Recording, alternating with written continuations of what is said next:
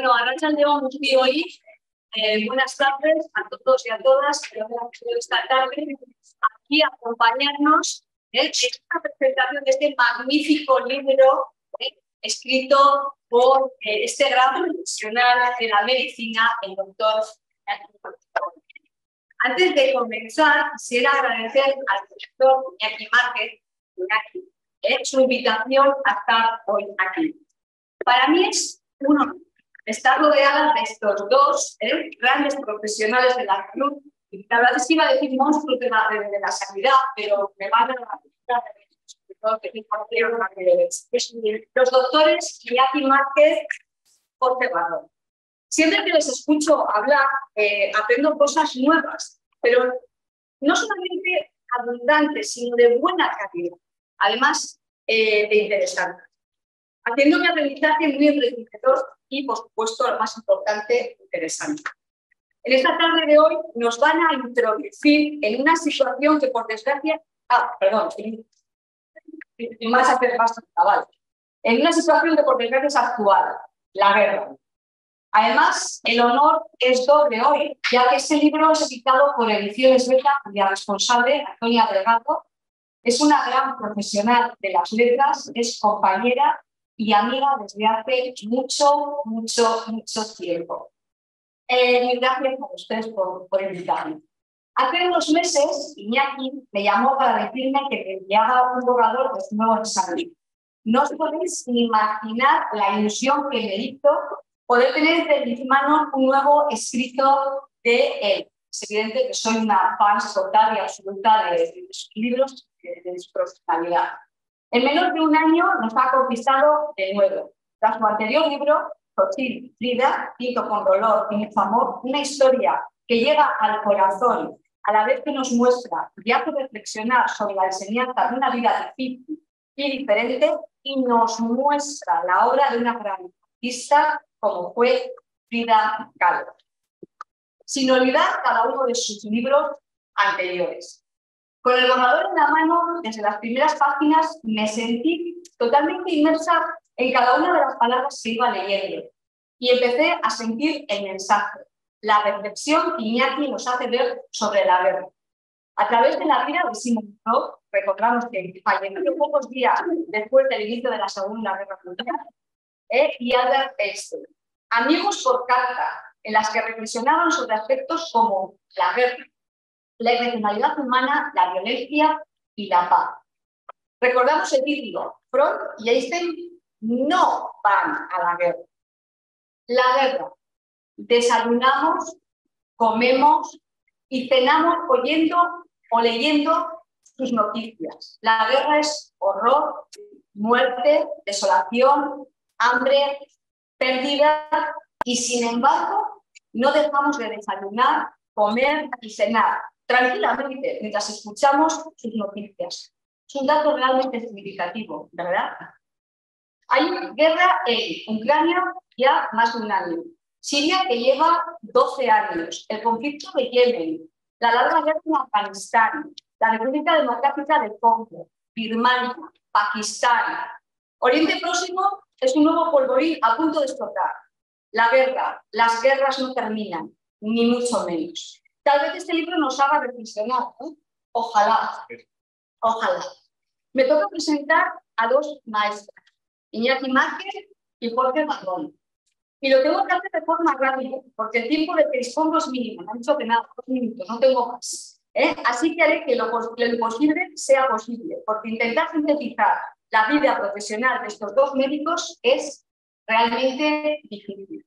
Comienzo por el autor de este libro, Iñaki Márquez, médico psiquiatra, doctor en neurociencias, máster en drogodependencias y SIDA, máster en salud pública, máster en gestión clínica y alguno más. Especialista universitario en psiquiatría legal y forense, profesor del máster de drogodependencias y otras adicciones de la Universidad de Deusto. Profesor del curso de Artes y Artes Corporales de la Universidad del País Vasco, Euskal Herriko Universitat Real. Profesor del curso de Adolescencia y Psiquiatría Comunitaria de la UNED en Gasteiz. Ha trabajado como terapeuta en Subió También es médico psiquiatra en ANSA, tanto en Bilbao como en Las Arenas, y más de 3 décadas ha estado trabajando para la salud pública en Osakidetza en diferentes centros de salud mental. Miembro de varios consejos editoriales y director de la revista Norte de Salud Mental de la AEL. Miembro activo también de la sección de Historia de la Academia de Ciencias Médicas de Bilbao y de la AEL. Ha escrito más de 33 libros con títulos totalmente dispares. Por ejemplo, hemos seleccionado así como al azar, Religión y psicoanálisis, Adicciones, conocimiento y acción preventiva, la atención a la salud mental, Cannabis de la salud y el derecho, Políticas de inmigración, el bilbaíno Ángel Garma, fundador del psicoanálisis argentino, de la sexualidad diversa a la terapia innecesaria, José Limón, arquitecto de la psiquiatría y psicología vasca, atención primaria de la salud mental, prisión, etcétera, etcétera. Realmente es un gran investigador social, artista, pintor, dibujante, en resumen, un magnífico profesional, aún mejor persona y gran amigo. Cuando pienso en Iñaki, la verdad que pienso en una frase de Séneca que suele decir: prefiero molestar con la verdad a adular con la mentira. Ahora me toca el turno de Jorge Barrón. Jorge Barrón es médico microbiólogo, ex jefe del Servicio de Microbiología Clínica del Hospital Universitario de Cruces de Vizcaya, es jefe de la Unidad Clínica de Laboratorios de Diagnóstico Biológico del Hospital de Cruces, ha trabajado como médico en Mali, redactor de la OP Cuaderno A de Osalde, miembro de la directiva también de Osalde, y también es un gran artista, pintor, acuarelista, retratista, dibujante, grabado, además de escultor y terapista. Resumiendo, un magnífico profesional y un verdadero humanista. He tenido que ser muy breve, aquí me han ordenado que lo sea, porque lo excelente de esta tarde empieza ahora mismo, con estos 2 grandes oradores que nos van a enseñar los aspectos más relevantes e interesantes de este libro. Un libro que es pura historia, combinado con un toque de psicología, un poquito de filosofía y un toque de amor que nos hace reflexionar sobre la guerra y la paz. Aunque la propia reflexión deberá ser realizada por cada uno de los lectores. Eskerrik asko guztioi. Ahora toca el turno de Iñaki de Jorge. Mire, eskerrik.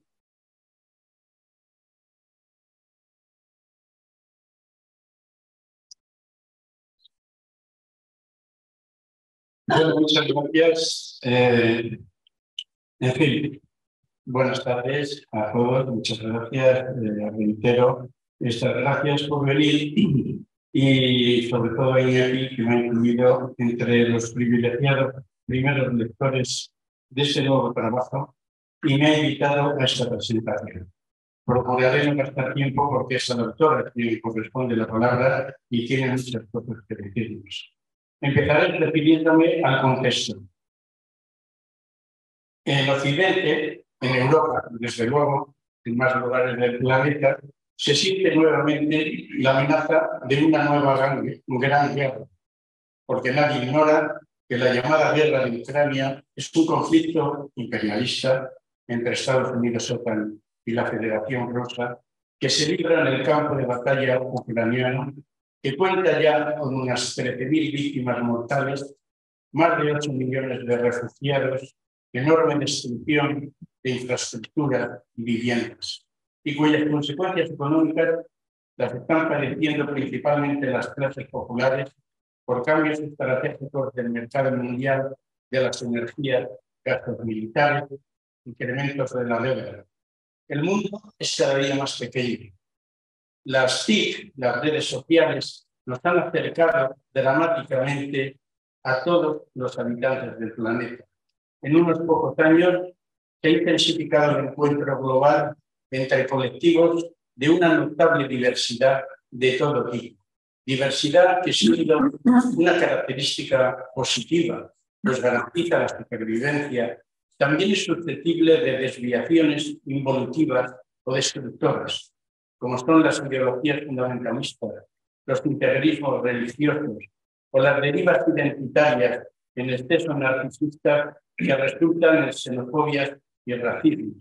Desde luego, las políticas imperialistas en permanente guerra por los recursos que utilizan, manipulan y facilitan las armas para la guerra según sus intereses estratégicos. La conciencia popular se yuxtapone el conflicto armado de Ucrania con otros fenómenos catastróficos de guerra y de la pandemia del COVID-19, su inquietante experiencia del estado de excepción, el cambio climático y sus amenazas y la recesión económica. Todo ello constituye un contexto temporal que genera ansiedad y miedo, una sensación de crisis permanente, inestabilidad, incertidumbre que se ha instalado entre nosotras con grave riesgo de involución social. Con esta introducción quiero decir que la obra de Iñaki Márquez sobre la guerra, Freud y Einstein en este contexto resulta muy oportuna que no oportunista, porque este trabajo no es sino continuación de toda una serie de investigaciones y publicaciones que reflejan la mirada de Iñaki sobre un tema que tiene sus antecedentes en toda su obra, ¿no? Investigaciones sobre el fenómeno de la violencia personal y colectiva, su relación con la enfermedad mental, sus consecuencias para el individuo y la comunidad. Iñaki es un profesor que sabe escuchar y leer, que es casi lo mismo. Esta obra recibe mucho de sus experiencias, porque destilan experiencia y compromiso social, profesional y político. Oportuna es su mirada dirigida a las reflexiones de Freud y Einstein sobre la guerra y la paz, desde sus respectivas posiciones intelectuales, en tiempos recientes de alarmantes similitudes con los presentes. Dos perspectivas, una desde el conocimiento de la mente humana y la otra desde la ciencia física, que estimulan a la necesaria reflexión ante la guerra. Ambas personalidades son de tal magnitud y sus perspectivas tan amplias y esenciales que pueden ser un punto de partida para fundamentar una estrategia pacifista desde la ciencia humanista, alejada de ingenuas pretensiones utópicas. Entiendo que no se trata de proponer soluciones simplistas a un belicismo firmemente arraigado en las culturas de la humanidad desde el origen de los tiempos. Todavía hoy, un instrumento del poder a través de una sólida y potente estructura industrial militar. Se trata de fomentar una cultura de cambio realista, científica y humanista, basada en el conocimiento de la naturaleza humana y la física, aspectos humanitarios y experiencias que permiten manejar hipótesis con realismo. En fin, lejos de fracasados intentos utópicos, contamos con nuevos planteamientos objetivos estratégicos más viables de cambio global para la necesaria convivencia pacífica de la familia humana, libre de imperialismos, en un nuevo orden mundial multipolar emergente. Se trata a corto plazo de cesar la carnicería humana, proponer alto al fuego y negociaciones de paz, y a largo plazo ir resolviendo las tremendas desigualdades en las que se producen los violentos encuentros de la diversa familia humana. Porque lejos del radicalismo, la diversidad encierra valores universales que permiten avanzar en el consenso, como los derechos humanos, condición indispensable la lucha contra las desigualdades, el colonialismo y la deuda que somete a los pueblos injustamente empobrecidos. Como en un nuevo episodio de las vidas paralelas de Plutarco, Iñaki Márquez reúne a dos genios en sus respectivos entornos de entreguerras y la Segunda Guerra Mundial, para invitarnos a reconsiderar unas preguntas de dramática actualidad. La guerra es inevitable, es, como pretenden los viejos historiadores, un instrumento renovador e imprescindible. La agresividad natural del ser humano puede controlarse, es posible la convivencia entre diferentes, una religión, ideología o filosofía sin fanatismos ni ortodoxias. pueden desenterrarse los ideales belicistas como el heroísmo, el sacrificio del guerrero, el valor suicida del patriota. ¿Es posible una memoria histórica sin rencores ni venganzas? ¿Un mercado justo, un mundo sin fronteras? Son preguntas que buscan respuestas para la convivencia pacífica, sin la amenaza permanente de la aniquilación total, dada la rivalidad de las potencias imperialistas y la potencialidad de las armas atómicas. El libro de Iñaki nos pone al día tanto en la descripción del contexto actual de guerra permanente como de las consideraciones desde la psicología freudiana que tanto contribuyeron a comprender la naturaleza de la psique humana, sin la cual es imposible pensar en libertad y avanzar en el progreso civilizatorio hacia valores positivos. Freud liberó a la humanidad de algunos de los tabús que a lo largo de la historia y aún hoy vienen sometiendo a la especie humana a un injusto sistema de poder. Un paso enorme que permitió pensar y vivir liberados de mitos destructores y fatalistas, cambiar y avanzar hacia ideales humanitarios y pacifistas. Y el genio de Einstein representa los avances del conocimiento científico, que también nos ha liberado de antiguas creencias, traspasando las barreras a la libertad del pensamiento, siguiendo la saga de tantos genios que, como Galileo, Newton o Darwin, lograron importantes avances, no sin grave riesgo de sus propias vidas, al derribar creencias y supersticiones, instrumentos del poder político y religioso, enfrentados a los peligrosos guardianes de la ortodoxia y del fanatismo. Otra importante tarea que se propone el autor es la de aportar una información veraz, libre y crítica de los actuales y recientes conflictos bélicos, aportando objetividad a la crónica de unos hechos de los que de manera imprescindible debemos partir para desarrollar nuestra propia opinión, dadas las dificultades que en general ponen los medios, instrumentos de la propaganda de ambos mandos y, en consecuencia, poco fiables. Iñaki contribuye con esta obra a ejercer una acción pacifista, responsable, fundamentada, crítica y libre de prejuicios, como lo hicieron Freud y Einstein y tantas otras personalidades y colectivos entonces que tomaron conciencia ante la gravedad de los hechos, saliendo de sus respectivas burbujas de búsqueda burguesa, intelectual, y como lo hacen hoy otros también mediante su acción crítica frente a las versiones manipuladoras de los entendientes y los conflictos de intereses. En definitiva, opino que es esta una obra oportuna y necesaria en un contexto de crisis permanente y amenaza de guerra, cuya inquietante actualidad es la posibilidad real de aniquilación por la capacidad destructora de las armas, especialmente las nucleares, y su amenazante acumulación en poder de impresionantes ejércitos rivales. Sin más, le doy la palabra a Iñaki, que es con quien hemos venido a charlar. Gracias.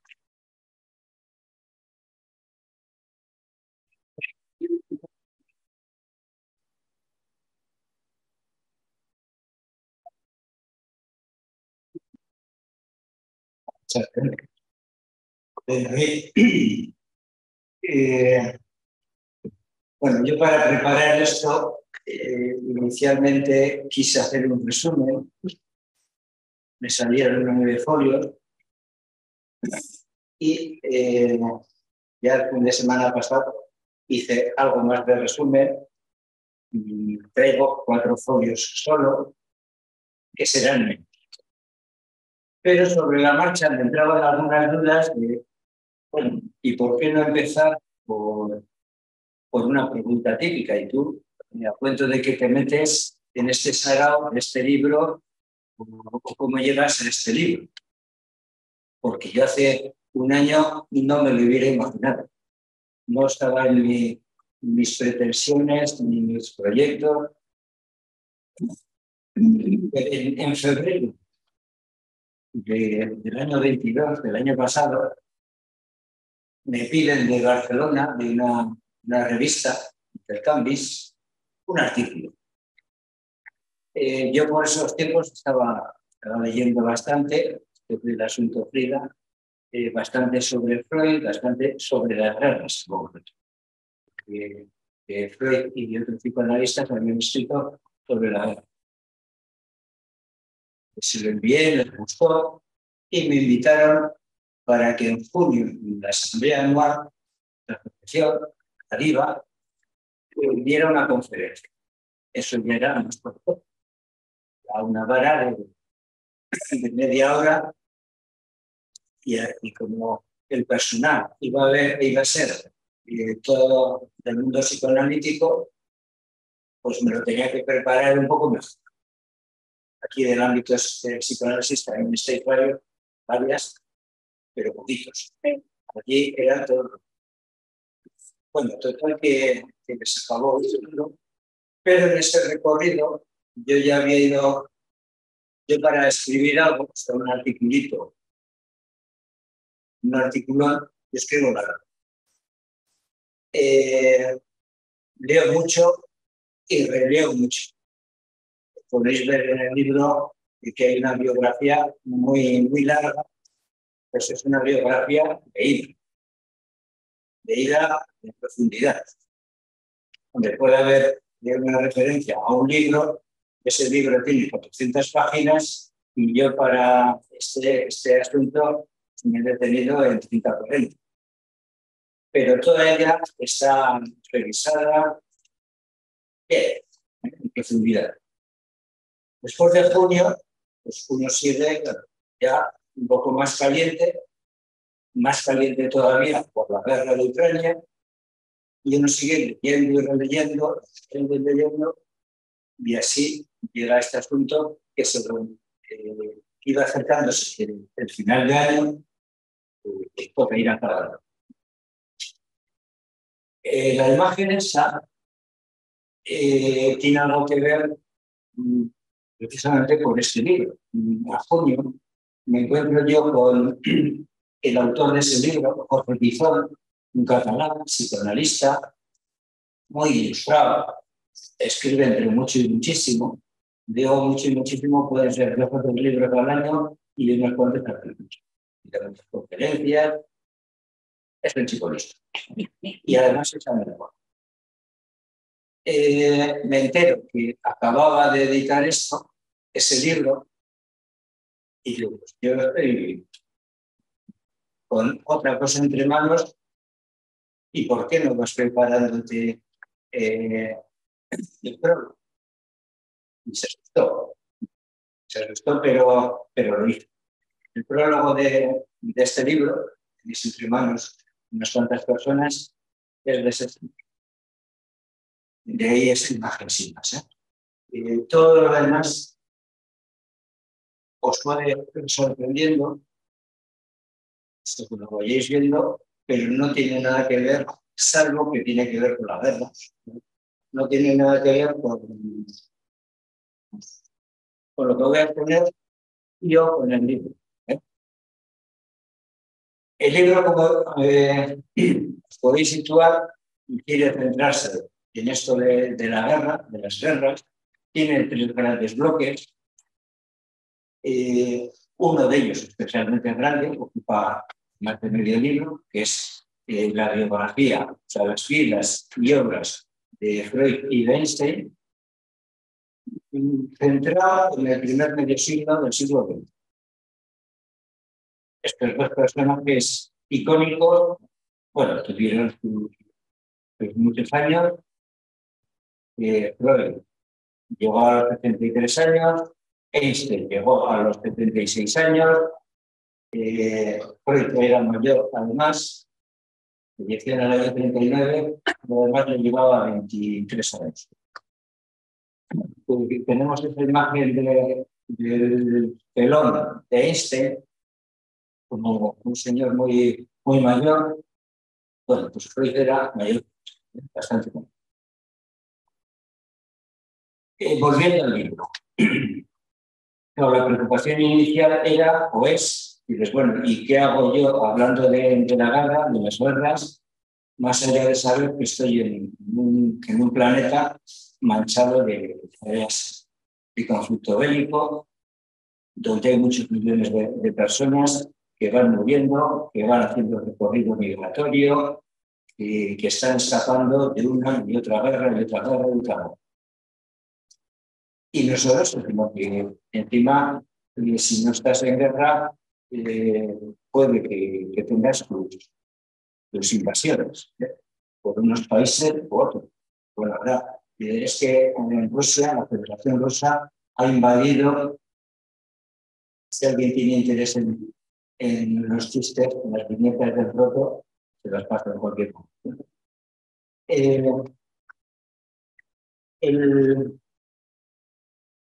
Las invasiones. Estamos por la invasión rusa, sí, pero no se nos olvide que es que el máximo invasor permanente durante el siglo XX y lo que va del XXI, pues sigue siendo Estados Unidos, pero también hay otros cuantos. Invaden con relativa frecuencia. Se llame China, se llame Israel, se llame algún país africano, etc. Es decir, que esto de las invasiones parece que está, bueno, cerca. Y lo de las guerras, lo de la guerra, parece que también está cerca. Y la semana pasada venía por acá Lula y hizo sus comentarios.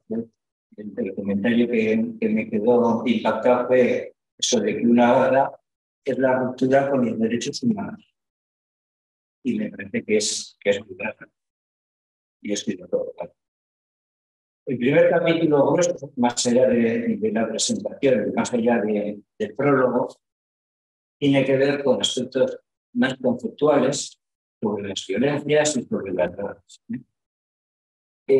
A sabiendas de que el acuerdo conceptual no existe, no hay acuerdo conceptual sobre estos términos, ni en la ciencia, ni en los medios de comunicación, ni en el conocimiento social, ni en las ciencias de la salud. No hay acuerdo. Solo ocasionalmente algunas macroinstituciones, instituciones supraestatales como Naciones Unidas o la ONU, llegan a algún acuerdo, bueno, con sus límites, pero llegan a acuerdo. Lo hegemónico sigue siendo la impunidad, donde el derecho a matar es lo que prevalece y se les olvida todo este tipo de instituciones que existen en los derechos de las personas y la misma paz. Pero se les olvida. Se les olvidan las leyes consensuadas, se les olvidan los consensuados mandamientos. Uno de ellos es el de no matarás, escrito incluso por el dedo divino, pero se olvidan. Es decir, los mismos que mandan matar son los que se dicen ultracatólicos, ultra. Son los mismos. Dedico algunos, o intento reflejar algunos aspectos, bueno, que salen menos en los medios, en las informaciones sobre cómo se va desarrollando, en este caso sobre las violencias y las guerras, el cambio de actitud, de comportamientos, de ideario político en los Estados Unidos. Ese lema de si entran en casa, globalizamos la guerra. ¿Qué es lo que han hecho? Que no se nos olvide que Estados Unidos estaba acostumbrado a estar en muchas guerras durante todo el siglo XX, pero todas esas guerras estaban lejos de su casa. Y participaba en primera línea, incordiando con los demás en todas, pero lejos de su casa. ¿Pero qué ocurre en el año 2001? Pues resulta que tiene nada menos que el 11 de septiembre y eso es la guerra en su propia casa. Y eso les asusta. Y de pronto los mandos militares, los gobernantes, la población civil descubren que la guerra está en casa y que eso es un problema muy, muy gordo y que algo hay que hacer. Y el algo hay que hacer es, lo que se les ocurre, es mundializar la vigilancia y globalizar la guerra. Que puede parecer de palabras buenas, ya, pero que traducido significa, por ejemplo, tenemos una guerra localizada en Ucrania y desde el primer mes empezamos a hablar en nuestro discurso político internacional, mediático, mundial, como la Tercera Guerra Mundial. Porque está implicando a mucho mundo. aunque no esté confrontándose militarmente en muchas regiones del planeta. Está localizada en Ucrania, ya, pero con esa característica, ese toque de distinción de tercera guerra. O tiene que ver, o poner en escena, por ejemplo, las muchas distorsiones del discurso dirigido a la población, la ciudadanía.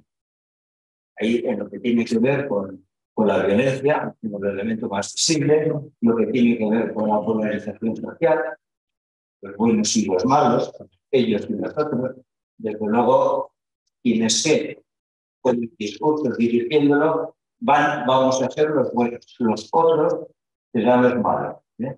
El tema del miedo, en las guerras, la solidaridad muy distorsionada, confundiendo a la población, las mentiras.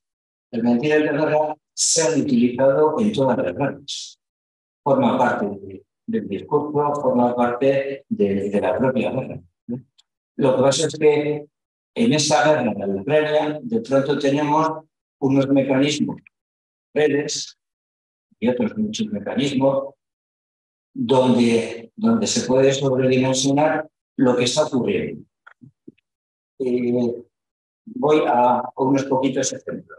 Lo que está ocurriendo, por ejemplo, lo que empezó a ocurrir en el mes de febrero del año pasado o el mes de marzo, nos estaban enchufando todos los días imágenes de muertos por las calles, imágenes de niños en aquel traslado migratorio al exilio, y si se hubiera dado cuenta, desde el verano pasado desaparecieron esas imágenes.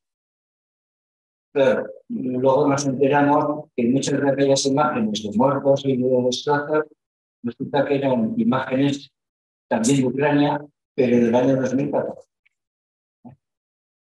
Pero todas las cadenas de Occidente nos las enchufaron.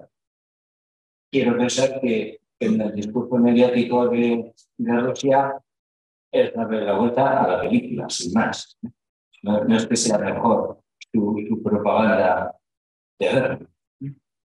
O el tema de los asesinatos de un bando y de otro, como si fueran, reales en todo momento. La cuestión de lo de Nord Stream. La primera semana, el discurso universal fue: eso lo han hecho los alemanes y los rusos. Algo me chirría, porque son los únicos beneficiarios. Tengo que hacerme la pregunta: ¿y a quién beneficia que destrocen este oleoducto? Luego, ni a Rusia ni a Alemania. Pero nos lo chufaron unas cuantas semanas. Luego ya, una vez que pasan los meses, ya las propias agencias norteamericanas estaban diciendo cómo Biden había dicho hace 2 años que se había que destrozarlo, ya nos dicen que ha sido un asunto de los norteamericanos, con apoyo de Noruega, con apoyo de Dinamarca, con apoyo ucraniano, ya salen otras referencias. Pero previamente nos han empapado con una noticia breve. Recordaremos el tema de Ucrania como granero del mundo, por ejemplo. Y tú dices, bueno, ¿por qué carajos tuve el aceite de oliva, de girasol y de no sé qué, si en el ámbito español siempre han dicho que eran los primeros productores? Pues no te lo explicas, salvo que la economía de guerra por otros lados. Claro, y también por otros lados, hace unos meses nos enteraron que aquel granero ucraniano que tantas pegas le ponían los rusos para trasladarlo y se iban a morir millones de personas en el tercer mundo, que ese es el día de desarrollo, sobre todo en África, pues resulta que la mayor partida, casi todo ese grano que debiera de ir desde África, Asia, distintos países, pues nos lo hemos estado comiendo en Europa. Pero esto de quiénes se lo ha comido, quiénes se han beneficiado, ya no forma parte de las noticias, como tema del bloqueo económico. Hay que bloquear a Rusia si se olvida su economía y entonces estará debilitada. Igual sí, pero la realidad es otra. Hay un cambio de mercado, pues vender a Europa, lo viene haciendo, lo vende China y a la India. Estos nos lo vende de nuevo a Europa, entrando a los recibes. Es decir, ese petróleo de ese gas que supuestamente ha sido bloqueado, nos lo estamos comiendo, solo que 2 o 3 veces superior al precio. Y claro, si este tipo de noticias las conocemos la ciudadanía, hay que pensar que la responsabilidad de los gobernantes lo saben mucho antes, pero actúan en consecuencia de no sé qué. Claro, decir todo, ¿no? Mucho más tragedia humana, mucho más despropósito. Este es un capítulo mío, por así decir, esa parte más conceptual de qué es lo que se mueve. Como decía, el grueso es más de medio libro, lo que tiene que ver con el Freud y Wittgenstein, que no fueron a la guerra, realmente. Igual hubieran querido. Freud dudó, porque algunos otros líderes de psicoanálisis sí fueron llevados a la guerra, jóvenes que Freud tenía 58 años en el 1914. Y de hecho, en el primer año y medio de la Primera Guerra Mundial, bueno, pues no era tan pacifista como lo sería después. Era de los que tenían 3 hijos en el frente, en distintos frentes, la guerra, y era de los que jaleaban cuando Austria, cuando Alemania ganaba alguna batalla. Seguía un poco ese toque, bueno, de la época, qué bien que vamos a ganar. Hasta que de pronto va viendo que esto de la guerra se empieza a complicar, que se va prolongando más de lo debido, y enseguida entraré con algunos. La realidad es que, así como veis, todo el periodo, bueno, todo el medio siglo siglo XX, contrario a las guerras, pacifista, antinuclear, antibelicista, etc., Freud entraría en esa sintonía a partir del año 15, sobre todo a partir del 16. Me ha parecido oportuno rescatar algunas ideas, algunas historietas propias de sus vidas y algunos ángulos poco conocidos de estos personajes. Personajes icónicos porque llegaron a opinar, pero lo que he ido viendo por los artículos menores de prensa es que había muchos tópicos, exageraciones y mentiras también, pero pocos ajustes en la realidad. Y a rescatar, por ejemplo, el significado que tuvieron las mujeres de sus matrimonios, lo dice este. Martha Bernays, la mujer de Freud, era una ilustre del arte, de la literatura. Había discutido mucho durante bastantes años con Freud, con las lecturas comunes que hacían sobre Dickens, sobre Cervantes o sobre algunos otros autores. También había participado y le llevó el tiempo principal en las tareas más domésticas y en las tareas de cuidado y educación de los hijos e hijas, 3 y 3. Eso comió su tiempo, pero hubo un apoyo afectivo, un apoyo intelectual mantenido a lo largo del tiempo. Era una habitual lectora de los trabajos, lectora y crítica con frecuencia, de los trabajos de Freud. Y bueno, con todo eso, para nada ha sido reconocida. Como tampoco lo fue en este tipo de papel su propia cuñada, Mina. De alguna forma, yo dejo caer que me parece que ambas hermanas, los hermanos Bernays, merecerían un lugar especial en esto del saber psicoanalítico, porque tuvieron un peso específico importante en la propia obra de Freud, y sin embargo están absolutamente ignoradas, ¿no? Yendo a Einstein, y con quien se parejó y se casó, con Mileva Malik, esta mujer había hecho un año de medicina, luego se cambió, pasó a estudiar matemáticas y físicas, donde en la escuela, en la escuela de Politécnica Federal de Zúrich, pues porque le iba todo este mundillo de las matemáticas y de la física, y allí conoce a Einstein. Era la única mujer en el grupo de estudiantes. Bueno, sintoniza y va a pasar a emparejarse durante unos buenos años con Albert Einstein. Hay un pequeño problema. Bueno, investigan bastante, ambos, en los primeros años de la primera década.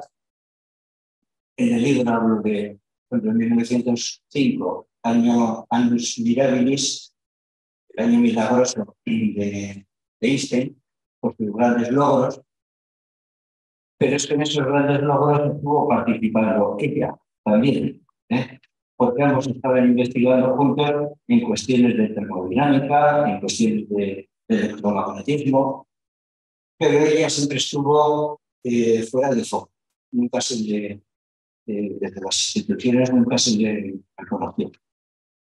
Hubo un pequeño problema, y es que se embarazó, tuvieron una niña, Eliezer.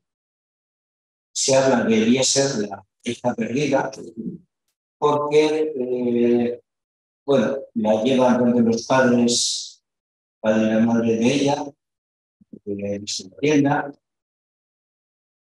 y luego desaparece de la historia. Las biografías de ese no se sabe si se quedó con los abuelos o si como enfermó o se retina, si falleció. Lo que sí es cierto es que no hay ninguna referencia, incluso cuando Einstein hace su testamento, en el momento de divorciarse de Mileva, en ese testamento aparecen en escena sus otros dos hijos, Hans Albert y Edward, y esta otra mujer, esta otra niña y la mujer, no aparecía en este. No, entonces se supone que había fallecido.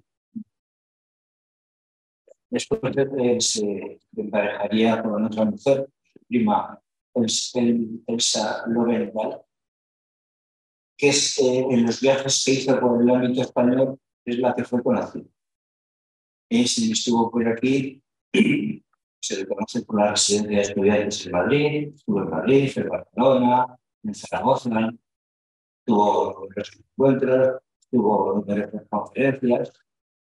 En algunos sitios y en alguna prensa bilbaína apareció como que venía a Bilbao, que estaba por Bilbao, pero no llegó a venir. Sí formó parte de alguno de sus planes, están en Zaragoza. Pero no es cierto que llegara a aterrizar por aquí. La actitud ante la guerra de estos dos personajes icónicos también es muy peculiar. Como decía antes, desde aquel entusiasmo inicial por parte de Freud a, por cierta ola, cuando se hablaba de patriotismo en Viena, a empezar a ser especialmente crítico. La verdad es que entre sus amistades chocaba el que fuera tan dejado por las victorias de Alemania-Austria. Fue cambiando la tecla. Inicialmente decía que era algo inevitable esto de la guerra, porque iba a ayudar a barrer de las sociedades europeas, pues nada menos que la corrupción, y sacaría lo mejor de las personas. En aquellos momentos iniciales era el patriotismo, la lealtad, el heroísmo, bueno, algo muy propio de la tecla militar, ¿no? Pero le empezaba a impresionar las abultadas cifras de muertes y de destrozos. Es decir, de pronto se entera que una vez transcurrido medio año de la Primera Guerra Mundial, la Gran Guerra Europea, pues resulta que Alemania había tenido 800.000 bajas y que el ejército austrohúngaro había perdido 1 millón de personas y tenía un ejército diezmado. Y que Francia había perdido, tenía 300.000 soldados que habían muerto. Las cifras oficiales siempre son desveladas. La población civil no fue parecida a la actual. Claro. Desde luego ocurría también en aquellos momentos que esto de buscar la paz negociada no se da. Los aliados buscaban nuevos aliados pues que aportaran otros ejércitos de repuesto o otras mortíferas armas. Eso era lo que buscaban. Y cuando acabo de decir que si nos suena, que nada nuevo, si nos fijamos en el discurso, respecto a la guerra de Ucrania, es cíclico todo esto. Es decir, se tiraron 6, 8, 10 meses combatiendo allá, supuestamente Ucrania y Rusia. En Rusia siempre se ha sabido que cuando se dice Ucrania estaban interviniendo la OTAN,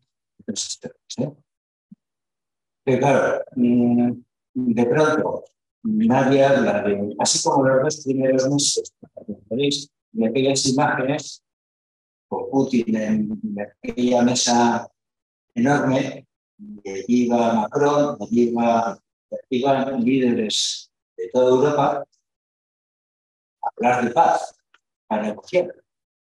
Pasó los primeros meses. Después, desde el verano, se borró la opción de paz, de negociación. Ahora, a raíz de que China lanza su relación de puntos de paz, que le ponen a caldo en Madrid, en la reunión de la OTAN, y le han seguido poniendo a caldo, pero es bueno, para llegar a la situación actual donde casi todo el mundo está de acuerdo con que lo único adecuado es lo de los chinos, solo que hay que ajustar un poco algunas cosas.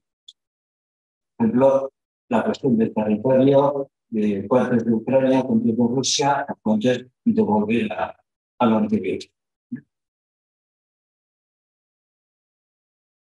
Por eso digo que se repiten mucho estas historias. En los escritos de ambos, de Freud y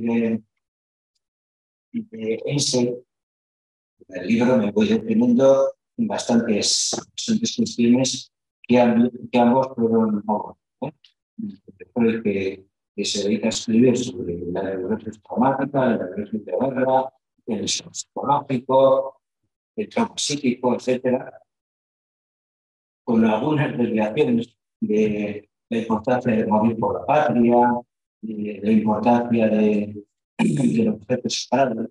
Objetos sagrados podría ser un texto, constitución, o podría ser una bandera o un pedazo de territorio. También se da actualidad este tipo de cuestiones en el discurso y en la propaganda. Se cartearon mutuamente ya en tiempo avanzado, y esto es lo que ha aparecido últimamente en bastantes publicaciones. Cartearon que se tituló ¿Por qué la guerra?, de Freud y Einstein. Me detengo a lo que opinaba uno y otro, cada uno desde sus campos de actuación, pero siempre intentando buscar como fuera culturas de rechazo a la guerra, con apoyo explícito a la educación y la cultura, y siempre pretendiendo conseguir ciudadanía con pensamiento propio, el término que utilizaba. Empiezan a tener muchos años 30, muchos problemas con el nazismo. A se le quita la ciudadanía. Einstein siempre se manifestaba como antimilitarista y contrario a cualquier tipo de guerra. Bueno, hasta el punto que le quitan la ciudadanía y optan por escapar y se marcha a Estados Unidos. En Estados Unidos tampoco está.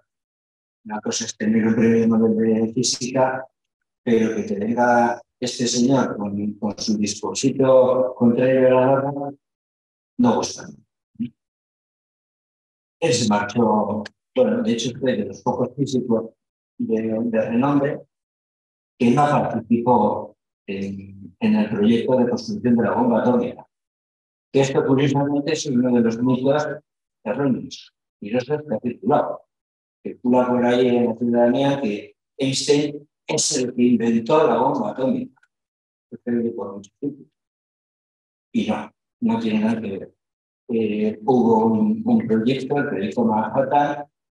Sí es cierto que en algún momento Einstein manda alguna carta al presidente de Estados Unidos sugiriendo que acelere las investigaciones porque tienen entendido que los nazis intentan conseguir una bomba atómica. Pero en la realidad, en el equipo de trabajo de los Estados Unidos no participó por decisión propia, y habría que añadir, y porque el FBI no le dejaba, y porque el propio ejército reaccionaba por sus ideas pacifistas y le consideraba un riesgo para la seguridad por aquello que le asociaban con ideas próximas al Partido Comunista. Y bueno, este hombre sí llegó a hacer algún escrito sobre el socialismo, expresando sus ideas muy sociales y muy de deseo de mayor cultura y mayor desarrollo social. No llegó a estar en ninguno de los PCs, ni en Europa ni en Estados Unidos.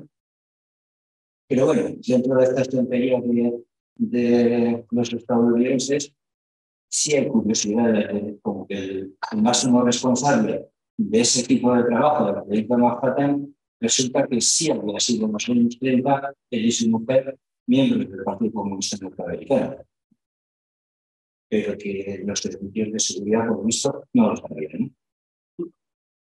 Bueno, cosas de los americanos que se dicen. Ya digo, este capítulo de Fred Disney es el de mayor desarrollo en el libro. Hay muchas curiosidades, hay mucha información, ¿verdad? Hay mucho testimonio de cada uno de ellos. Y luego hay un capítulo final que me parece obligado sobre las guerras actuales, las guerras recientes. Claro, hablar de guerras recientes cuando revisas la literatura y te salen 80 o 100 guerras, ¿qué me quedo? Y decidí quedarme con algo de lo que venía de los 90 para acá. En los 90, del 91 2001, tiene que ver las guerras en la antigua Yugoslavia.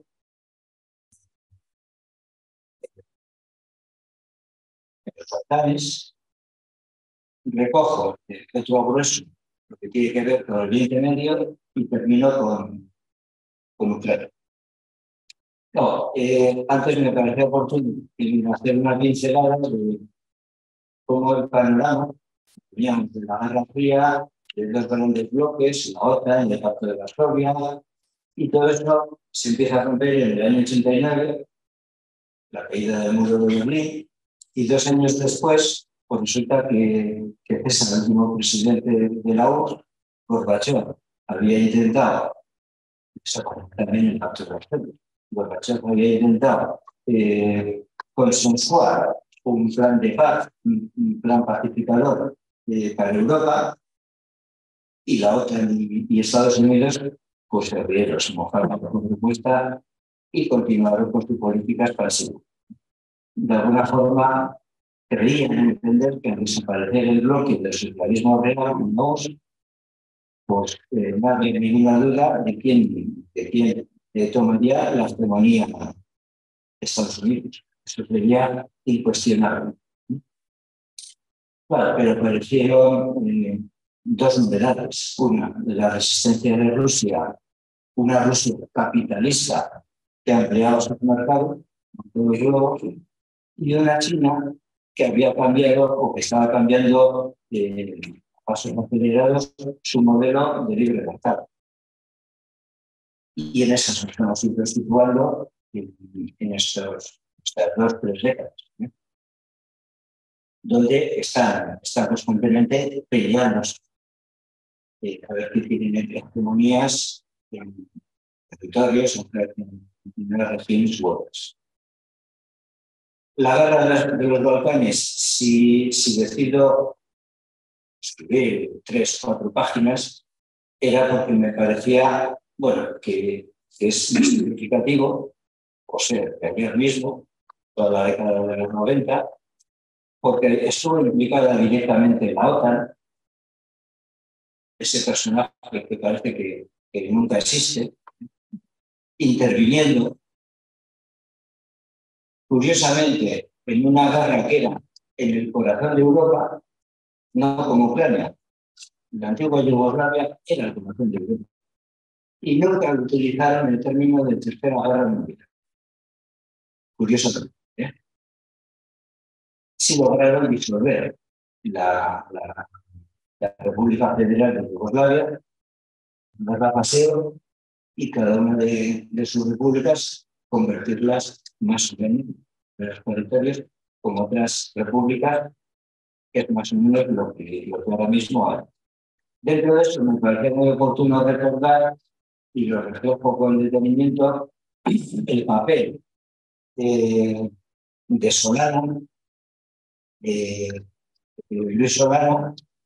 Resulta que era Luis Solana, no, Javier Solana, hermano. Javier Solana era el responsable político de la OTAN durante esa guerra, y aparecía en el ABC un titular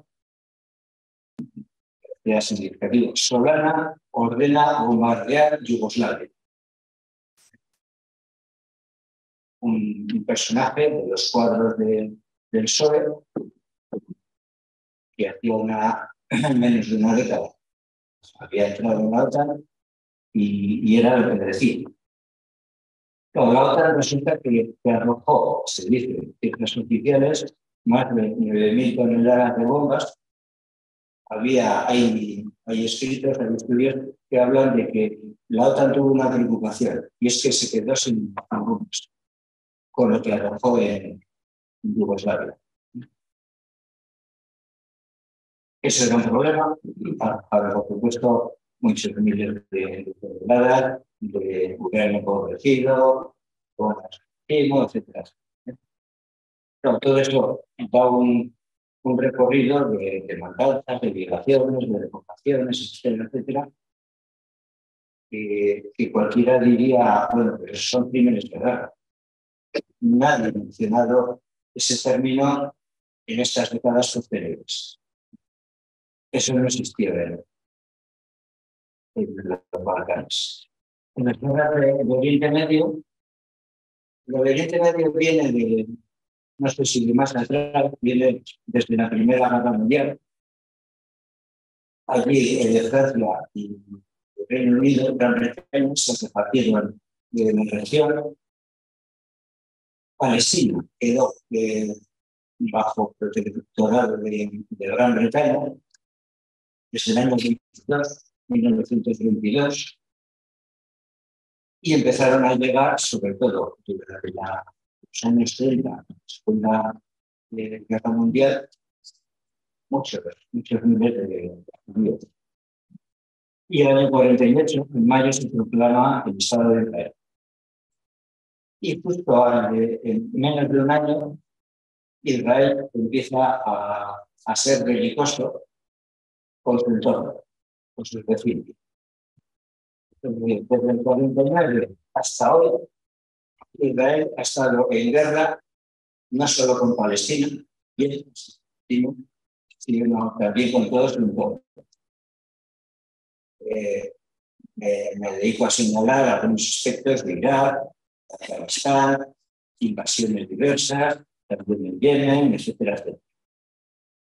Es curioso que Naciones Unidas no se había planteado nunca la existencia de un desarme en ese medio, el desarme global. Claro, tiene una pequeña pega, y es que el desarme se toca con el mayor peligro que está en Israel, porque Israel resulta que tiene más de 200 bombas atómicas reconocidas por el propio gobierno. Es complicadito de defender. Y paso a Ucrania, también. Ucrania, un territorio que junto con Bielorrusia, junto con Rusia, junto en gran medida con Polonia, han sido unos territorios hermanados históricamente durante siglos, pero que en el último medio siglo, bueno, ha habido un especial interés por ir socavando esas territorios. Cierto que la invasión del 22 de febrero del año pasado, en el 22, Rusia, la Federación Rusa, tiene una retahíla de una docena con más justificaciones. No hay justificación ninguna. Pero sí es curioso que aunque sorprendía al mundo, mediáticamente, si uno recuerda las imágenes de esa mesa alargada de Putin con el vicepresidente de algún país europeo, ninguno manifestaba la imagen corporal, ninguna preocupación especial. Es decir, la imagen corporal de todos los líderes europeos les denotaba, les delató. Es decir, ahora todo es bueno, actitud de perdidera, pero en aquellos momentos fue otra historia. Nadie ha querido hablar de 2014, de los acuerdos de Minsk. Bueno, pero sí, no hay justificación ni motivación que el Kremlin quiera poner encima de la mesa. En suma y termino, el libro pretende ser un ensayo sobre la guerra, sobre las guerras, pero con un apoyo importante en recorridos históricos y con un apoyo importante en dos personajes icónicos que opinaron mucho sobre muchos temas, pero también en concreto sobre las guerras. Me parecía que era importante acudir a ellos por su autoridad intelectual, demostrar ser dos genios historietas muy distantes. Uno se dedicara a las terapias, a la psicoanálisis, y otro se dedicara a la física y las matemáticas, pues bueno, y el pico entendían. Bueno, coincidían en el deseo de aspirar a un mundo en paz. Es decir, su bandera de la paz estuvo muy presente a partir del año 16 en Freud, durante toda su vida, en el caso de Elsa. Ambos sí que se puede decir que no solo reflexionaron sobre la guerra, sino que fueron activos militantes y pacifistas. Bueno, y el libro aporta mucha información. Si queréis adentraros, pues estupendo. Y aunque las viñetas esas, pues aunque las viñetas esas pueden ser prácticas a veces, a mí el voto es que me apasiona como intelectual. Igual la gente de atrás lo tenéis más complicado de leer, pero me parece oportuno el que si hay una serie de gente que viñetas nos hacen pensar a través del cómic, tal vez más que darles la paliza de imágenes de Freud, de Ibsen, sobre no sé qué. Claro.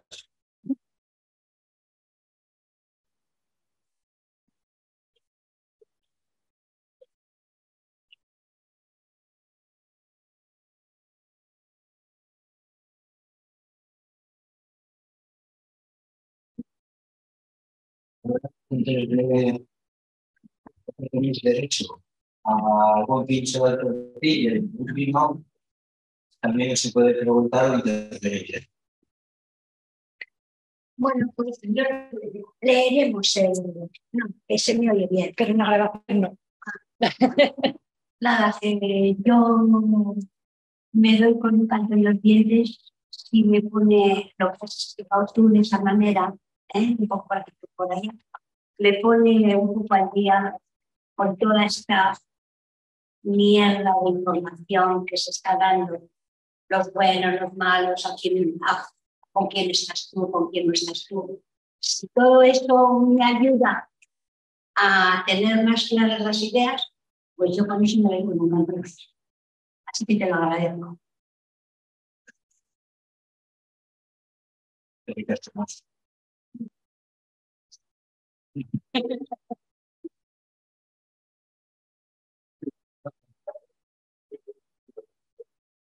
Ahora Iñaki, aunque no suele volver irakurri bueno, lo que sea, porque creo que hay gente que no se cuestiona. Yo después de leer el libro, es verdad, con esto que has comentado y has reflejado, que haces un capítulo aparte y es que en la guerra son de hombres, ¿no? Y haces una pequeña mención, una introducción a mí me gustaría que explicaras un poco cómo ves el papel de la mujer en estos conflictos bélicos.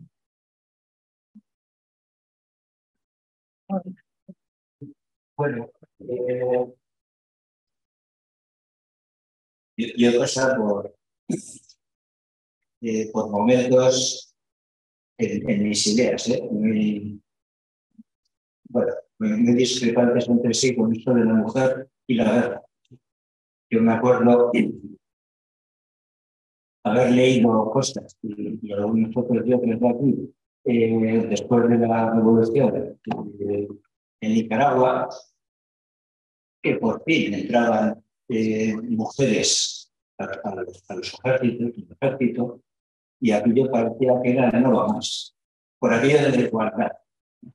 El igualitarismo en tanto que ocupaba de un espacio que hasta ese momento había sido solo de ellos.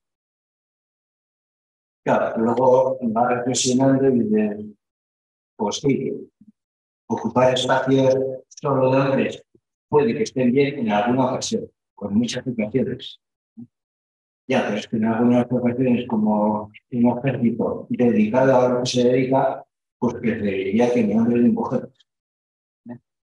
No ya que las mujeres se equiparen en tanto que van a hacer una labor no destacable como mí. Yo acabo de estar ahora en Costa Rica y ellos alardean de no tener un ejército. Lo cual no quita para que tengas tus recursos represivos, por ejemplo, vía policía. Es decir, que armas de poder hay muchas armas de los partidos. En el libro sí que hay en varias ocasiones que intento rescatar por cuestiones muy variadas a las mujeres, por ejemplo, en la crítica que hacía Freud al servicio militar,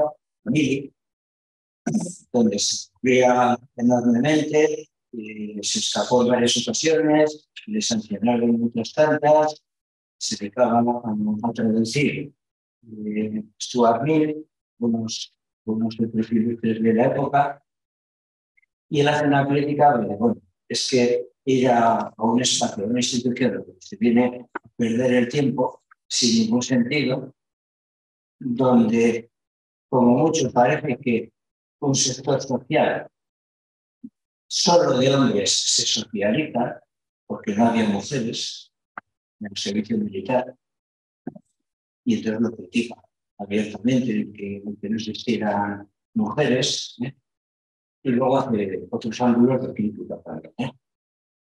O eso que comentaba antes sobre las Bernals, la mujer de Freud y su cuñada, él también les suena en primer plano. Otra cosa es que luego la historia no han sabido rescatar a estas dos mujeres por mucho importante papel. O quien fuera Mileva, quien fuera la primera mujer de Isla. Una gran física, trabajaron juntos, inventaron muchas cosas juntos, pero a los laureles se los llevó ese. Sin duda merecido, pero también eso lo puede haber merecido ella. Y de hecho, ese, y en mi libro también lo reflejo, tuvo su toque solidario con Marie Curie. Bueno, Marie Curie, cuando le van a dar, cuando recibió el primer Nobel, tuvo dos. Inicialmente no se lo dieron a dos personas. Una de esas personas era su marido, fue su marido, y el marido se puso firme y dijo, no, o se le da a Marie también, o yo no lo quiero. Y recibieron el Nobel los tres. Y unos años después, Marie Curie volvió a recibir el Nobel, otro Nobel, ya sin su marido, había fallecido, lo recibió ella sola. Y ahí es donde le defiende a capa y a espada Einstein, porque estaban tachando, bueno, de todo, que era una extranjera, que no pintaba nada, que no era mujer, que todos los físicos son otra cosa, y ahí sale Einstein a defenderlo. Hoy día se hablaría de banderas feministas. Supongo que en aquellos momentos se hablaba de derechos de las personas y punto.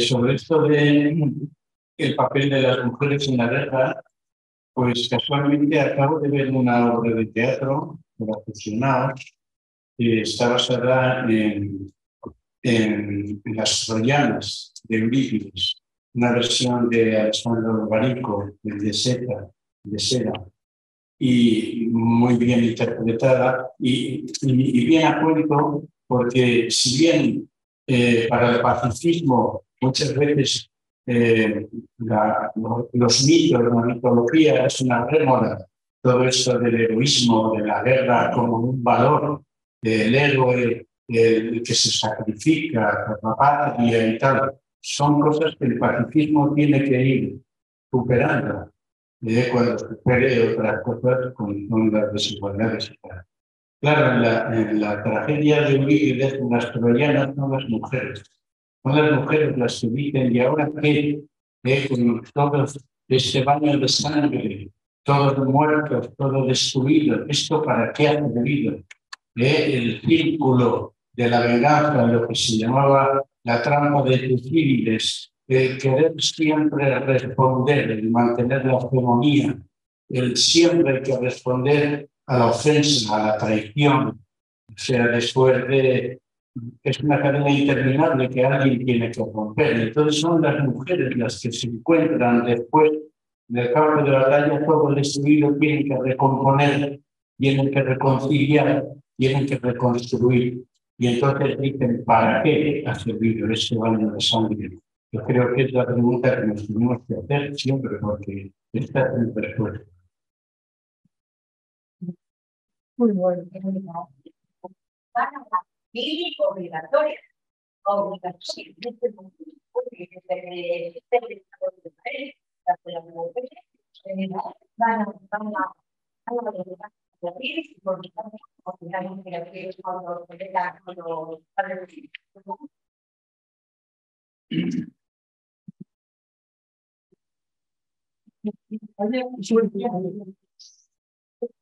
Cuando has una intervención, es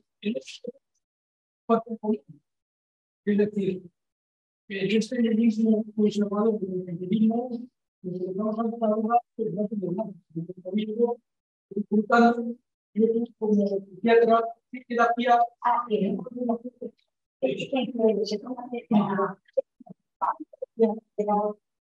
¿qué terapia me aconsejas a mí? Porque mire, Otra de las preocupaciones que siempre he tenido ha sido la de cómo se pudo en la Primera Guerra Mundial ir a la guerra primero, ir a la guerra con una oposición, por ejemplo, de movimientos políticos y sociales,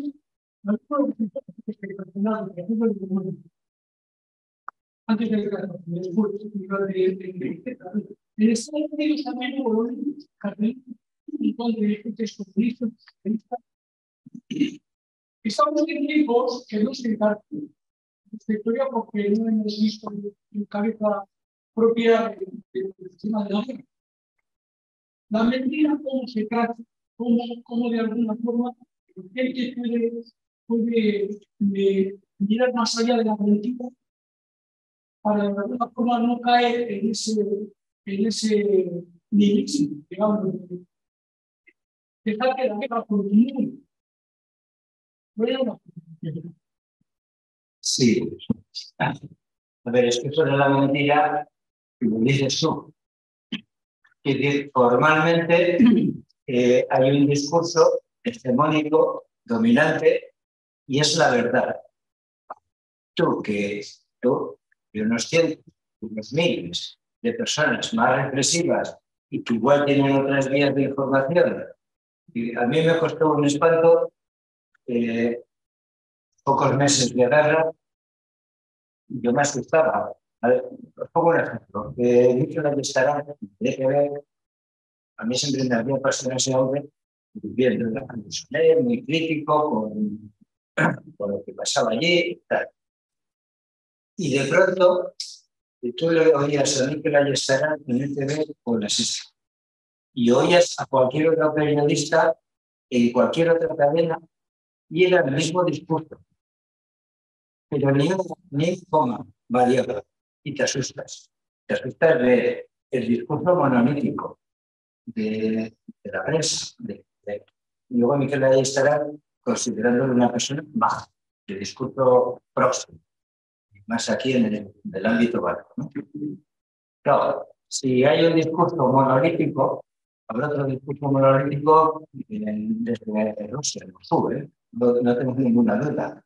Había que hurgar en algunas agencias alemanas, en algunas agencias de la India, y más tarde han ido apareciendo algunas otras agencias en Italia, en Estados Unidos, para empezar a ver fisuras y elementos críticos de ese discurso monolítico. Y por eso luego han ido saliendo esos ejemplitos que ponía del granero mundial, del oleoducto, de todas las rutas que se han ido haciendo, que previamente nos las han vendido en varias semanas, es que estos son los malos, es que estos son los malísimos, nosotros somos los buenos. Claro, es que ¿quién tiene el poder? Uno de los grandes poderes, el ámbito mediático. Y a ver, si nos pasa ahora con las elecciones, o sea, va a salir en gran medida lo que los medios decidan que salga. Más o menos. O sea, bueno, pero hay un 20% o un 30% de oscilación. Y por eso a veces se escora hacia un lado, pues se escora hacia el otro. Ya, pero los medios tienen capacidad para claro, el país. Lo que yo seguí en la campaña, el país, algunos opinan que es de izquierdas, dio en las campañas, en las elecciones a Madrid, autonomía, lo seguías y eran 2 páginas a Más Madrid.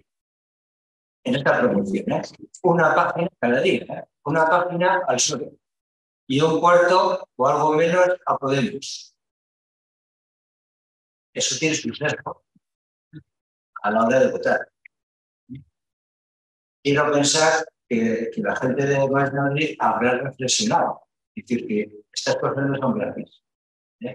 Si a mí un sector de la prensa me da favor, con la guerra exactamente lo mismo. nos han decidido que ese es el discurso oficial y por aquí hay que ir. Otra cosa es que luego los acontecimientos, porque dentro de los acontecimientos era el que se nos ha ido de la mano y calculábamos hacer una batalla pequeñita y resulta que van ya 100.000 muertos. O creíamos que recordaremos que de 2 patadas se plantaron en Kiev y de las 2 patadas fueron al Donbass. Luego en el discurso, depende de quién ajuste el discurso, y de no, pero hemos retomado Kiev. No, perdona, se marcharon los que estaban allí. Y es que yo no tengo ni idea de por qué se marcharon los rusos de Kiev, y me importa. Me preocupa el por qué ahora mismo Ucrania, todo el país está destrozado. Y algunas zonas de conflicto en primera línea, mucho peor. ¿Y por qué están muriendo tantas personas? Muchísimas más de las que nos dicen oficialmente. O sea, yo no me creo, si a mí el informativo me da un pantallazo y han destruido 5 bloques de casas, de allí vivían 500 o 1.000 personas, ¿cómo me puede decir el periodista? Y fallecieron 4 niños. 4 niños y otros 500 más. ¿Sí?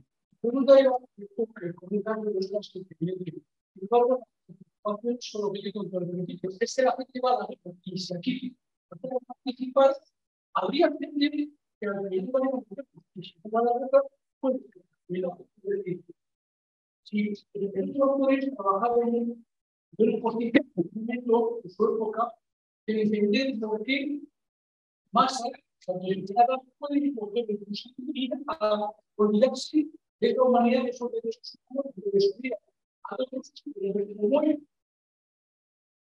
me permite aprovechar un poco la pregunta, me parece súper interesante. Yo quería un poco comentar sobre lo mismo. Bueno, quiero agradecer un poco el libro y la presentación. No obstante, este tema, realmente con el punto de unión que has encontrado entre los sectores y el país, como uno desde la ciencia o desde la ciencia un poco práctica de la física y otro desde lo emocional, como al final encuentran un punto de unión, ¿no? Y ya es un tema que me parece muy interesante, ¿no? Creo que al final el gran problema es la flexibilidad que tiene el ser humano, que se nos despierta enseguida, y no solo eso, sino que por mucho que queramos controlarlo, al final nos pasa algo, ya solo nos pone la vida hinchada y no veo decir, bueno, igual por profundizar, porque pensemos que no. Es decir, que hay como una tendencia ahí natural, ¿no? Es esa tendencia agresiva, yo creo que es un poco esa tendencia innata a la que usted también hace referencia, ¿no? Esa tendencia interna constante, ¿no? Y la facilidad de la involución, que nos pasamos toda la vida educando, y al final, por una tontería, uno le sale lo más animado que tiene dentro, ¿no? Y en este mercado creo que quizás la única manera de poder solucionar es a través de la educación. Al final es un tema de valores. Es decir, la humanidad es acompañada de todas las historias y no quiero que se mucho, sino que como fuera también, ¿no? Salvo que la educación vaya haciendo que eso vaya mermando, que tampoco se encuentra. ¿Por qué no?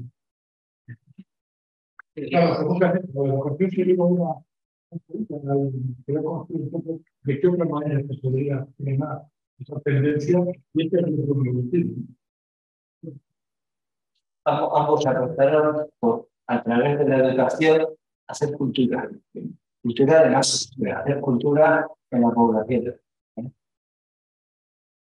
Y jugaban a la contra. Es decir, que estaban jugando contra el nazismo, que tenía todos los boletos a su favor. Bueno, pero si vas generando un ideario en tus sectores del psicoanálisis, vienes a una charla, una conferencia a Zaragoza, Madrid y a otros 200 lugares de Europa y vas generando un pozo. Es decir, ese fue generando un pozo de pacifismo y de antibelicismo. Y Einstein también, con este otro tipo de sintonías, partiendo de las dificultades o de los comportamientos de las personas, tenemos que, por definición, somos o podemos llegar a ser agresivos. Bueno, podemos llegar a ser, pero si nos educa en otros valores y no tenemos excesiva dependencia de quien me está empujando hacia la guerra, es decir, aquí, en el ámbito español, ahora mismo, con toda esta información de guerra, seguro que hay más sintonía en ese sentido que la que podía haber hace 2 años. Y nos veníamos empujando asuntos de guerra, de Afganistán, de Siria, de toda Palestina, etc. Pero ahora, con Ucrania, nos están bombardeando día tras día un conflicto bélico, pero no porque nos estén dando información de qué pasa día a día en ese conflicto, sino que nos están haciendo propaganda de lo que quieren que escuchemos, con alguna noticia real.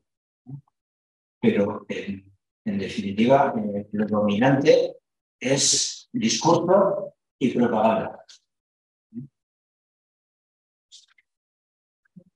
Hay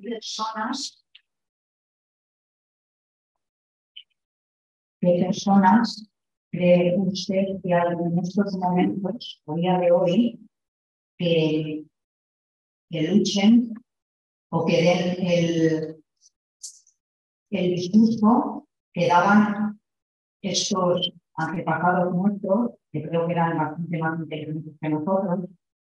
¿Qué personas hay ahora mismo que estén dando a la población un discurso como daban ellos, que arriesgaban esto, el que Einstein fuera nacionalidad? ¿Qué personas hay ahora mismo que estén dando un discurso pacifista?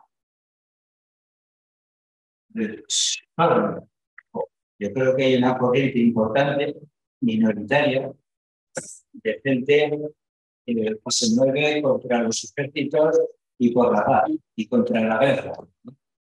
Es verdad que no estamos en la misma situación que cuando hubo aquellas enormes movilizaciones un par de décadas de no a la guerra. Bueno, se ha retrocedido, pero hay sectores importantes de la intelectualidad, de los colectivos sociales, mucha gente que se mueve por ahí, en ámbitos en sus barrios, en otros colectivos culturales, que están en esa sintonía. Bueno, pues si les oye poco, o se nos oye poco, es muy posible que la totalidad de los y las presentes seamos contrarios a las datas. Y tú dices, ya, pero no somos nosotros. Bueno, pues habría que ir pensando qué otros mecanismos, además de ir a escuchar una charleta, si yo puedo organizar en mi barrio, en la asociación de no sé qué, usar de alguna forma contra la guerra. Y puede ser un discurso, puede ser una charla, puede ser una exposición de pintura o de no sé qué historia artística. Es decir, nos toca camino. La otra opción es con lo que cuentan y me saco en el discurso hegemónico, que seamos elementos pasivos que escuchamos. Eso lo hacemos bastante bien. Nos toca reaccionar. Sí, yo a este respecto considero que el pacifismo se considera una utopía. Es decir, en general se considera que es algo inalcanzable. Y entonces se dice que la naturaleza humana, como acabamos de oír, es así, nuestras reacciones y demás. Sin embargo, creo que hay muchos aspectos esperanzadores para creer en que el pacifismo es posible, lo que no es fácil, desde luego, porque actualmente sigue siendo de plena actualidad la guerra y la utilización de la guerra y por la lucha con la hegemonía y demás. Sin embargo, hay cosas esperanzadoras. Por ejemplo, también estoy leyendo yo ahora un libro que es de Rebecca Solnit, que se llama Un paraíso en el infierno, que esa persona, esa mujer, estudia en las catástrofes cómo responde el común del pueblo. El pueblo en las catástrofes responde con solidaridad. Se siente responsable y acude a ayudar, a afrontar el peligro, olvida el miedo. Y todo lo contrario de lo que ocurre cuando son las élites desde el poder que infunde el miedo en la población y le paraliza para que responda a sus guerras de intereses. Entonces, esto es, en la naturaleza humana también está la solidaridad. Y cuando hay una desgracia, todos acudimos allí a ayudar. Aquí lo hemos visto en el 83, con las inundaciones. En mis situaciones en que los poderes a veces no saben qué hacer con sus elementos, incluso meten la pata, como se ha visto, a lo mejor en el terremoto de San Francisco, donde la intervención de las autoridades fue muy peor, porque empiezan a hablar, a meter miedo, el saqueo, que entran, que vienen los anarquistas, que aprovechan las que... No, es que la gente está ayudando, está dando de comer, está alquilando los heridos. O sea, hay que confiar en eso, porque esta persona tiene que pasar una serie de catástrofes donde se muestra que la comunidad humana es solidaria y cree en el pacifismo. Y son las élites del poder, con sus enormes desigualdades, las que fomentan la guerra y fomentan en esa desigualdad que no es mala, que es buena, el que seamos todos diferentes, pero nos encontremos con nuestras diferencias, fomentan el odio para también provocar la guerra. Creo que no es fácil, es un cambio cultural, los cambios culturales son muy lentos. Está toda una mitología, unas creencias, unas tradiciones que siguen siendo beneficiando estas ideas de la guerra, que hay que ir dejando atrás. Claro, no es tarea de 2 días, pero que es posible. Creo que si no creemos en esto y decimos que es una utopía inalcanzable, pues luego no hay nada que hacer, pero si creemos en ello, sí que avanzamos hacia el positivo. A ver, Última intervención, ¿no? Vale, felicitarte por haber sacado el libro, sobre todo con este tema. Efectivamente, no a la guerra lo sentimos muchísimos ciudadanos. Hay un manifiesto por el no a la guerra. 100.000 personas se manifestaron en Alemania en la puerta del gran grupo por el no a la guerra. 100.000, ¿no? Aquí en España está habiendo distintos actos por el no a la guerra. Yo, por respeto, ya que no estoy manifiesto, si alguien quiere firmar con que me den su correo y se lo pasaré. Creo que aquí va más lento el tema de la organización por el no a la guerra. Pero te felicito por haber sacado el tema y pegamos este pequeño debate. En Bilbao hubo un pequeño acto en las escaleras de Shizaki por el no a la guerra. No estuvimos mucha gente, pero bueno, fue hace un montón de meses. Aquí efectivamente no hay grandes, se va moviendo poco a poco el tema, pero es curioso, yo con las personas que hablo, generalmente nadie está de acuerdo con la región. Entonces, a pesar de toda la propaganda política y de televisión y de todo, es cierto que cuesta encontrar en las redes un seguimiento un poquito fiable, porque hay muchas mentiras.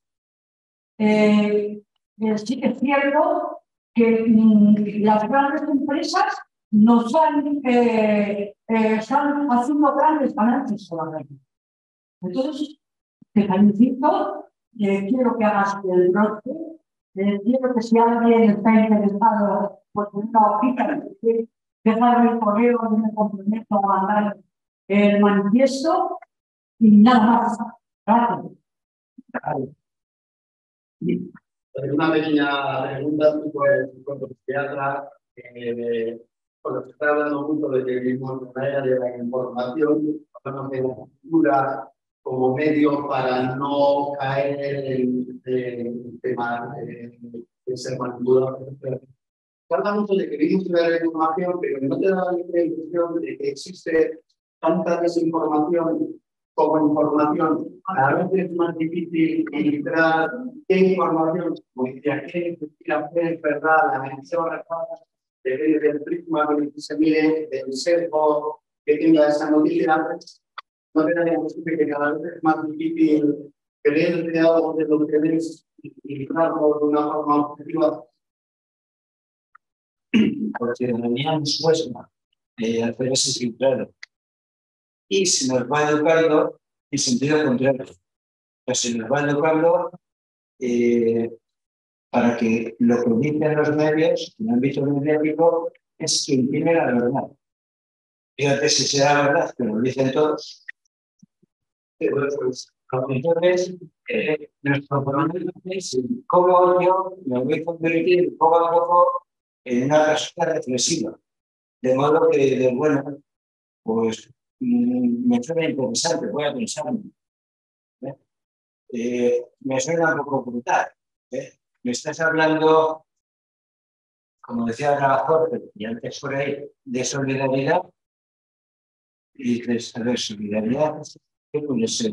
Yo he visto imágenes de Ucrania, necesita viviendas, ciudades enteras, necesita sanidad, muchas escuelas, muchos hospitales, muchas carreteras, muchas infraestructuras de todo tipo, muchas empresas, necesitan de todo.